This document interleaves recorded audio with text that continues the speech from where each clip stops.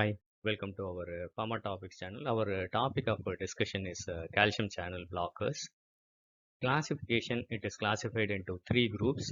One is phenylalkylamines, verapamil and norverapamil. Benzothiazepines, it is diltiazem. And dihydropyridines, nifedipine, nicardipine, nemodipine, nisaldipine, nitrandipine, isradipine, lazidipine, felodipine and amlodipine. The mechanism of action, they block the L type of voltage gated calcium channels present in the blood vessels and the heart. Let us see the pharmacological actions of calcium channel blockers.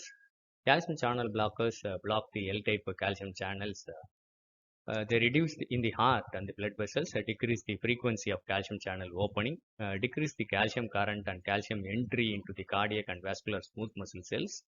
So put together, it reduces the cardiac contractility, decreases the heart rate, decreases the conduction velocity, and causes vasodilation of the smooth muscles. Verapamil acts exclusively in the heart. It decreases the heart rate and it causes myocardial depression, whereas dihydropyridines act exclusively at the smooth muscles, cause coronary vasodilation.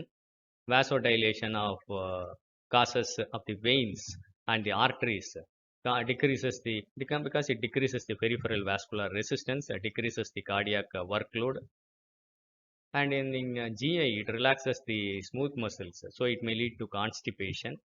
It causes a bronchodilation and uterine relaxation. Let us see the therapeutic uses of calcium channel blockers.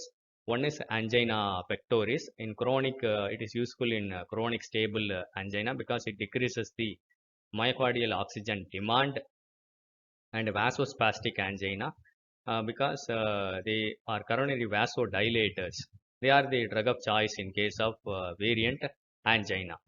And it is also useful in unstable angina. It reduces the cardiac work along with the other lines of treatment in unstable angina.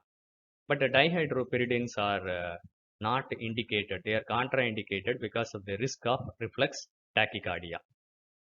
It is useful in the management of hypertension, angina, paroxysmal supraventricular tachycardia, hypertrophic obstructive cardiomyopathy, that is thickening of the cardiac muscle. The heart has the difficulty in contraction and relaxation. This is reduced by means of diltiazem and verapamil. Calcium channel blockers are especially suitable for elderly patients. They are safe in pregnancy. Nicardipine is the longest acting parenteral calcium channel blocker. It is the drug of choice in case of hypertensive emergencies. It is combined with the beta blockers to avoid reflex tachycardia. Clevidipine is also a ultra short acting drug. It is recently approved for treatment of hypertensive emergencies. Diltiazem and verapamil are used in treatment of atrial fibrillation. Nemodipine, it is a selective cerebroselective vasodilator. So it is used to reverse the compensatory vasoconstriction after subarachnoid hemorrhage. It is useful in these calcium channel blockers are useful in peripheral vascular diseases. Nifedipine, diltiazem, felodipine can be used in Raynaud's disease. It is used to delay labor. So preterm labor could be reduced or avoided by means of using the calcium channel blockers like nifedipine. It is useful in diabetic nephropathy. In type 2 diabetes, verapamil may be used as an alternative to ACE inhibitor to slow the development of diabetic nephropathy because verapamil has a protective effect on the renal function. Let us see the adverse effects of calcium channel blockers. One is first degree AV block. It is caused by verapamil.